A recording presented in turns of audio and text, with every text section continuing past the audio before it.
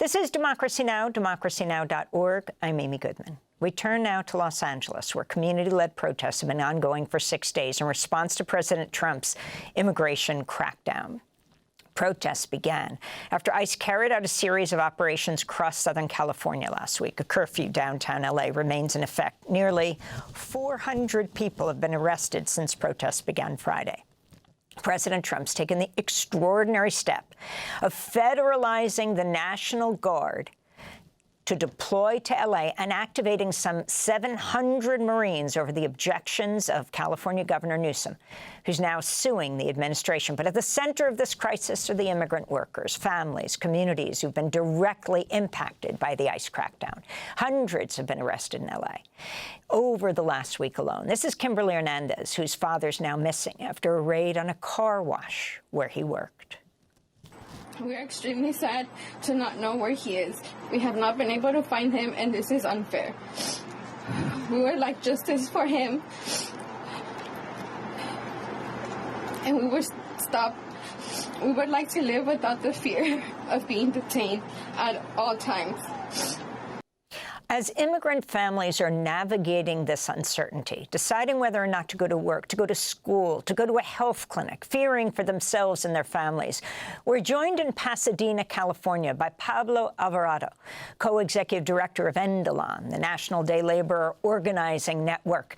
Pablo, let's get right down to what is so personal for so many right now in the greater Los Angeles area. Describe the day in the life of an immigrant worker. Good morning, Amy, and thank you for having me in your show. The life of an immigrant in Los Angeles and across this country, but particularly now in our city, is full of uncertainties. For a day laborer going to a Home Depot to seek work, to feed their families, it's full with an ocean of uncertainties. It's not that just that you don't know whether you're going to find a job or not, whether you're going to get paid or not, whether you're going to have an accident at the workplace and receive proper medical care or not, is now whether you're going to be essentially arrested, detained, disappeared into this system of immigration that we have in this country. Families don't know whether they're going to see their parents when they leave in the morning to go to work. And people don't have any other choice because you have to provide for your family. So it's a lot of anguish. There's a lot of frustration. There's anger. There's fear. And all of these sentiments together have sparked protests all over Los Angeles, all over Southern California, not just in downtown Los Angeles. I know that people are focusing on downtown LA because that's where the violence oftentimes is taking place, but there have been protests in Downey, in Pasadena, in Santa Ana, in Monrovia, in Whittier, in many places, even in front of the hotels where the ICE agents are staying. So yes, there's fear, there's that, all of those sentiments in our hearts, because the people that they're taking are members of our community. I'm going to read that because they have names, and their parents, their fathers, in the case of day laborers, their fathers, their grandfathers, their sons. And you see, I remember Sergio Lopez, Ramiro Arce, Ramiro Toc, Daniel Lopez Pop. They have names. Pablo, you've been organizing day laborers for over 20 years. The Wall Street Journal has a report last month. White House Deputy Chief of Staff Stephen Miller said during a meeting at the headquarters of ICE that officials should target Home Depots and 7-Eleven stores so they can detain and deport day laborers.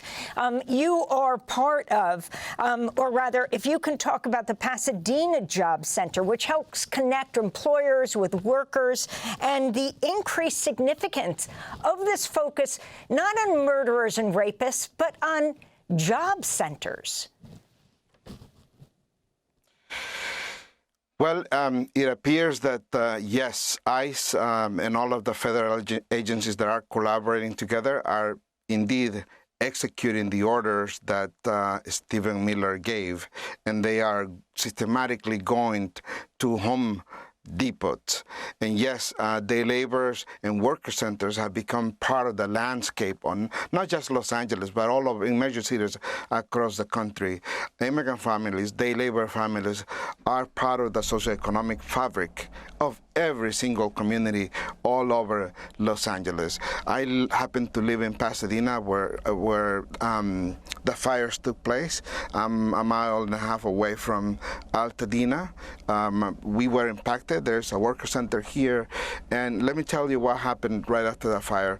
It was immigrant workers that came to our place telling us what I possess in this life is in my body right now, but no longer, not only I don't have a job anymore, a house anymore, but I don't have a job anymore because the house of my employer burned down. And yet, these are the very same people that are removing the debris. These are the same people that are remediating the homes of people adjacent to the fires. And yes, these are the people that are going to rebuild Los Angeles. In fact, it's impossible to rebuild Los Angeles without migrant labor. 40% of the workforce in the construction industry is migrant labor, and documented and undocumented. And this is the hypocrisy of what the hypocrisy we're fighting against all over this country. Our country is willing to accept the fruits of migrant labor, but is not willing to accept the humanity of people. First fire and then ICE. That's what the people of Altadena and Pasadena have been exposed to. And as you were describing, Pablo, these workers are now exposed, I mean, to the toxic cleanups. They're the ones doing this cleanup. And you have Miller saying, we got to expand these arrests to 3,000 a day. Which, how can they do that but go to work sites and find active workers? Well, they are saying that they are not going to go to the places that have been impacted by the fires, but they were here staying at the hotel in Pasadena. Unfortunately, the community, people from all walks of life. By the way, it's not just migrant families that are coming out to protest the presence of ICE in our communities. It's people from all walks of life that are coming. You know, soccer moms. I've never seen that. Protesting to protect the immigrant workers.